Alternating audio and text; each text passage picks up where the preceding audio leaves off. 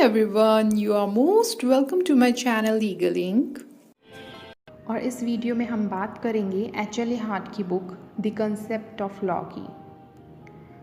So firstly let's see who was H L A. Heart.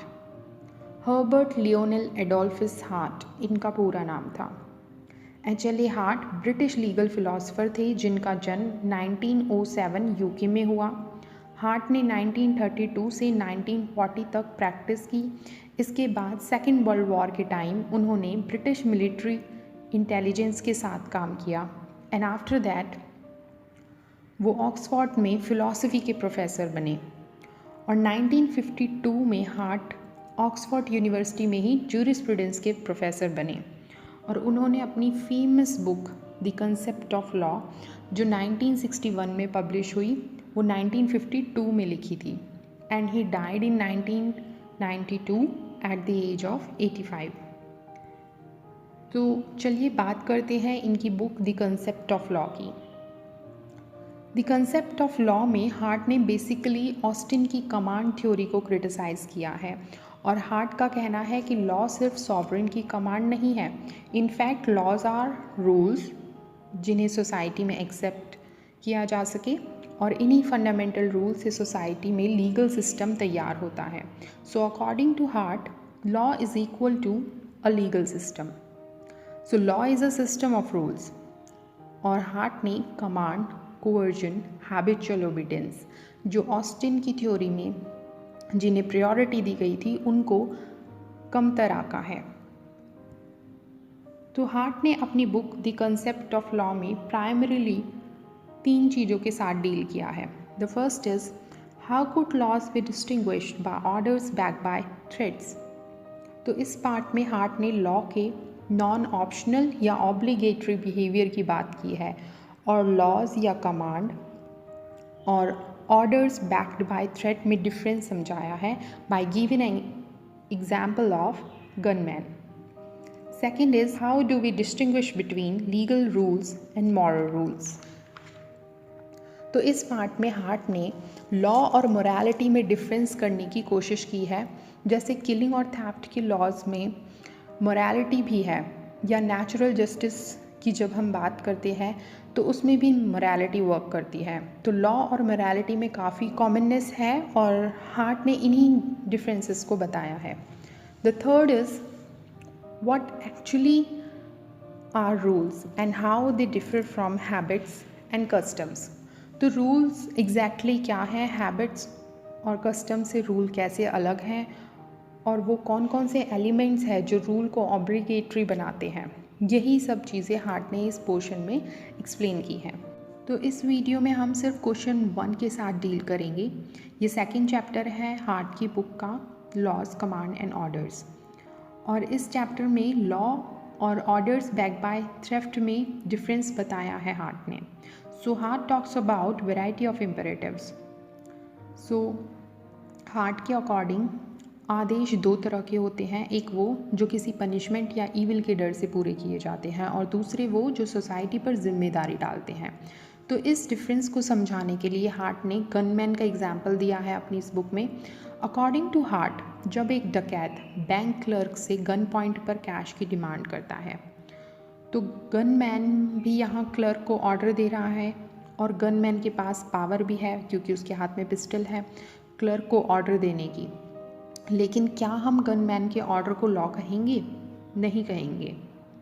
क्यों? क्योंकि clerk को गनमैन का ऑर्डर फॉलो करना पड़ रहा है, वो ऐसा खुद से नहीं करना चाहता।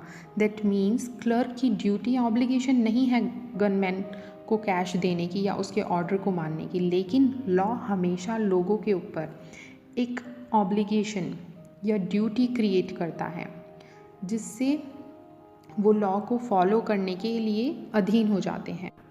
तो 2 चीज़ें हुई, एक बीइंग ऑब्लिग्ड दैट मीन्स बाध्य करना और दूसरी being under an obligation which means एक दायित्व के अधीन करना। तो जहाँ किसी को धमकी से, पनिशमेंट से या किसी भी तरीके के डर से कोई ऑर्डर पूरा किया जाए तो उसे हम बीइंग ऑब्लिग्ड कहेंगे और धमकी या डर से किए हुए काम लॉ नहीं हो सकते। लेकिन अगर हम किसी ऑर्डर को अपना दायित्व मानकर, अपनी ड्यूटी मानकर फॉलो करते हैं तो उसे हम बीइंग अंडर एन ऑब्लिगेशन कहेंगे और ये ऑर्डर लॉ कहलाएंगे। क्योंकि डराया धमकाकर दिए ऑर्डर हम फियर या ईविल की वजह से पूरे करते हैं, जबकि जहाँ हम ऑर्डर्स को एज अ ड्यूटी मानकर फॉलो करते हैं वहाँ हम पनिशमेंट या सैंक्शन का डर नहीं होता हमें। इनफैक्ट हम ऐसा रिस्पेक्ट फॉर अथॉरिटी की वजह से करते हैं। जैसे अगर मैं आपको एग्ज़ाम्पल दूँ ट्रैफिक रूल्स का, तो हम ट्रैफिक रूल्स का एग्ज़ाम्पल दे सकते हैं। अगर कोई रेड लाइट क्रॉस करता है जबकि उसको ये पता है कि उसे कोई पुलिसमैन नहीं देख रहा, तो उस वक्त भी उसकी ट्रैफिक रूल्स फॉलो करने की ऑब्लिगेशन ख़त्म नहीं होती। एक पर्सन की ऑब्लिगेशन तब भी रहती है जब उससे सैंक्शन या पनिशमेंट का डर नहीं होता। The next is difference between command and orders backed by threat. So command here means authority over man, not power over him. जो आदेश अधिकार रखते हों, ना कि फोर्सफुली किसी ऑर्डर को मानने के लिए कहते हों, उन्हें हम कमांड्स कहते हैं। तो कमांड्स के साथ साथ कई बार थ्रेट्स ऑफ हार्म, अगर कोई ऑर्डर फॉलो ना करे तो थ्रेट्स ऑफ हार्म भी जोड़ दिए जाते हैं, जैसे कि पनिशमेंट जोड़ दी जाती है किसी कमांड के साथ। लेकिन पनिशमेंट डराने या धमकाने के लिए नहीं होती, बल्कि अथॉरिटी की रिस्पेक्ट के लिए दी जाती है। But in case of orders backed by threat, respect for authority की वजह से नहीं, बल्कि फियर या धमकी या पनिशमेंट की वजह से ऑर्डर फॉलो करने के लिए कहा जाता है, जैसे कि गनमैन का एग्जाम्पल है। सो क्रक्स ये है कि ऑर्डर्स बिना किसी पनिशमेंट या सैंक्शन के भी फॉलो किए जाते हैं। तो पहले हमने वैरायटी ऑफ इम्पेरेटिव्स की बात की। The second is law as coercive order. Coercive order means बलपूर्वक आदेश। लॉ कोअर्सिव ऑर्डर कैसे है, इसके लिए हार्ट ने लॉ की 3 कैरेक्टरिस्टिक्स बताई हैं।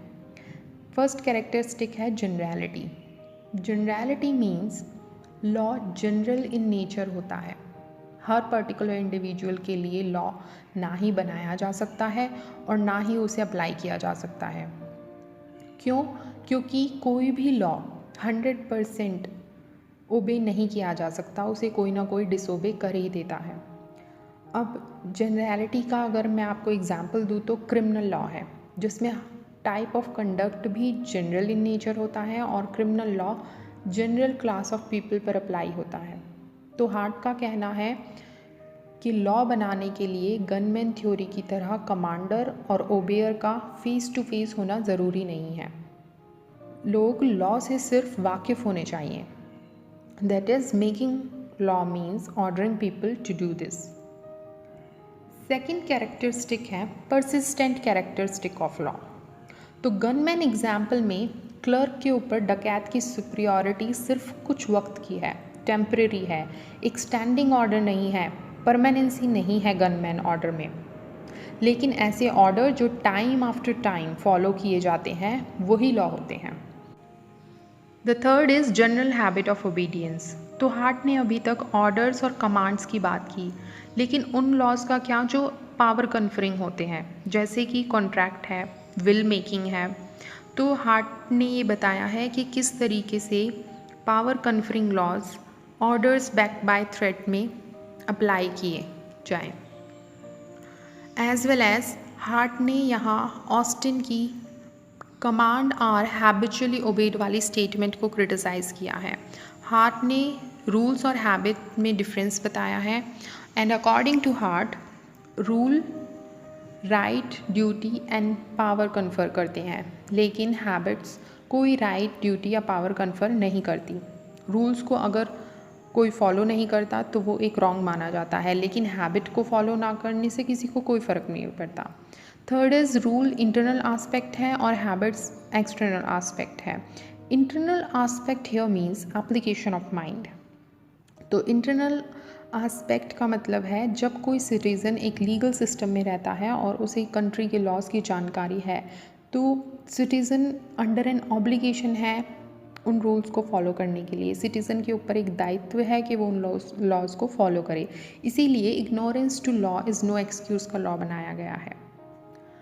तो जब कोई रूल बनता है तो जिन लोगों पर वो रूल अप्लाई होता है, ये ज़रूरी है कि वो लोग उस रूल को as a general standard of behaviour की तरह फॉलो करें।